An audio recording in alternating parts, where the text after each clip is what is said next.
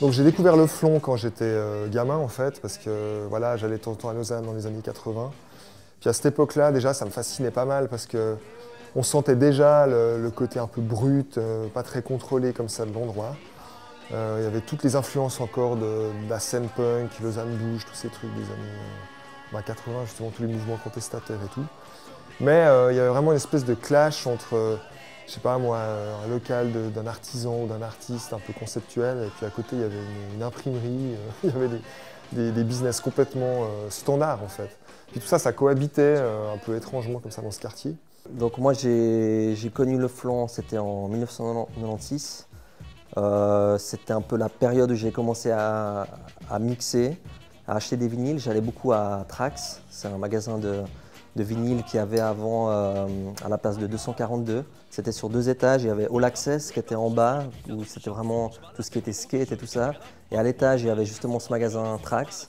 Et tous les samedis avec des potes, c'était vraiment le rendez-vous. On allait acheter des vinyles à double.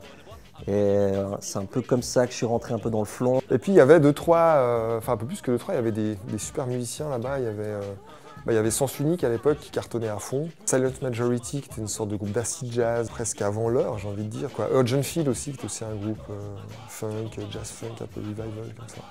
Il y avait des trucs, il y avait des sortes de journaux locaux, ça c'était marrant. Il y avait la Gazette du Flon, il y avait Vibration aussi, le magazine Vibration qui existe toujours. Puis il y avait le Tough Times, qui était le fanzine hip-hop de l'époque. Mais c'était, ça nourrissait comme ça l'identité aussi du lieu.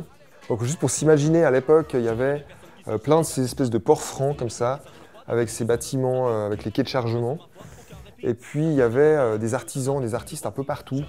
On ne savait pas trop, c'était sauvage quoi. Les gens avaient un peu des locaux dans tous les coins, donc on sortait rencontrer du monde un peu dans la rue et tout. J'étais un peu triste que ça parte en mode Champs-Élysées, lausannois. C'est pas tout à fait ça, mais c'est quand même vachement structuré, organisé. On a quoi maintenant? On a des beaux magasins, tout nickel, un peu design, un peu bobo. On a l'administration, des machins comme ça. Alors ok, c'est propre, il y a un McDo, bon, mais je veux dire, le côté un peu sauvage, un peu friche, un peu c'est possible, je vais me démerder, je vais trouver un local là-bas, puis on va faire un truc, il y a beaucoup moins quoi. Pourquoi ne vas-tu pas pouvoir éviter les embrouilles car elles ne t'évitent